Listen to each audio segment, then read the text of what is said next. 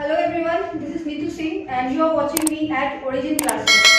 Now today I am going to explain you about BSCB Class 12 English chapter. The chapter name is Indian Civilization and Culture.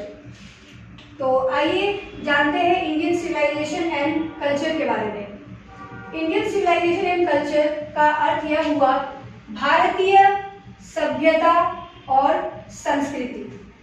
तो चलिए आज हम जानेंगे भारतीय सभ्यता और संस्कृति के बारे में। सबसे पहले मैं आपको बता दूं कि ये जो इंडियन सिविलाइजेशन एंड कल्चर है ये एक्चुअली में क्या है, ये क्वेश्चन अराइज हो सकती है। This is actually an essay, यह एक एसे है, ठीक है। चलिए आगे बढ़ते हैं। इंडियन सिविलाइजेशन एंड कल्चर, ये जो चैप्टर है इसके राइटर का नाम है मोहनदास करमचंद गांधी।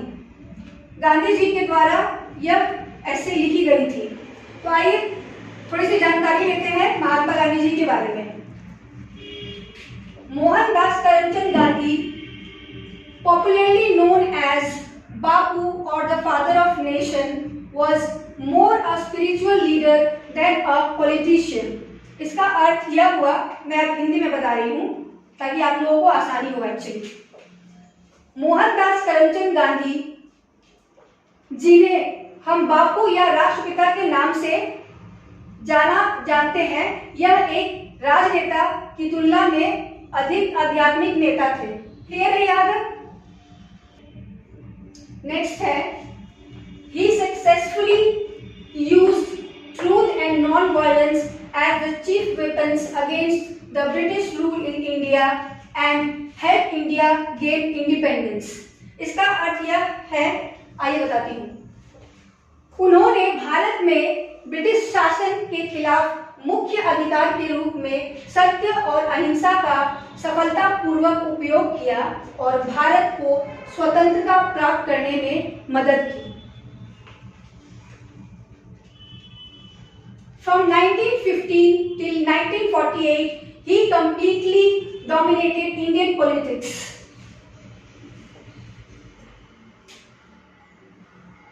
उन्नीस सौ 15 से 1948 तक वे पूरी तरह से भारतीय राजनीति पर हावी रहे।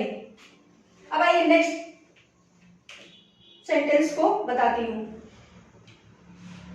He died at the hands of a fanatic on 30th January 1948। अब उनकी मृत्यु कैसे हुई इसकी जानकारी देती हूँ। 30 जनवरी 1948 को एक कट्टरपंथी द्वारा, जिनका नाम था नाथूराम गॉडसे, के हाथों उनकी मृत्यु हो गई थी। नेक्स्ट लाइन इज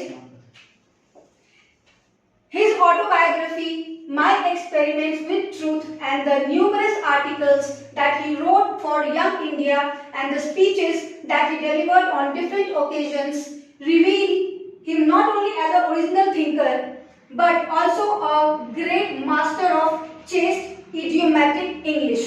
अब इस सेंटेंस को मैं आपको हिंदी में बता रही हूँ, गौर से सुनिएगा। उनकी आत्मकथा माई एक्सपेरिमेंट्स विथ ट्रूथ और यंग इंडिया के लिए उन्होंने जो कई लेख लिखे और उनके द्वारा विभिन्न अवसरों पर दिए गए भाषणों ने उन्हें न केवल एक मूल विचारक के रूप में प्रकट किया, लेकिन पवित्र मुहावरेदार अंग्रेजी के एक महान गुरु के रूप में भी। Now in the following extract, Indian civilization and culture, Gandhi ji talks about the sound foundation of Indian civilization which has successfully withstood the passage of time। इसका अर्थ यह हुआ कि हिंदी में आपको बताती हूँ। निम्नलिखित उदाहरण भारतीय सभ्यता और संस्कृति में गांधी जी भारतीय सभ्यता की ठोस नींव के बारे में बात करते हैं, जिसने सफलतापूर्वक समय बिताने का सामना किया है। अब आते हैं नेक्स्ट इंग्लिश सेंटेंस की तरफ। The Western civilization, which has the tendency to privilege materiality, cannot match the Indian civilization that elevates the moral being. इसकी हिंदी है, मैं बता रही हूँ आपको।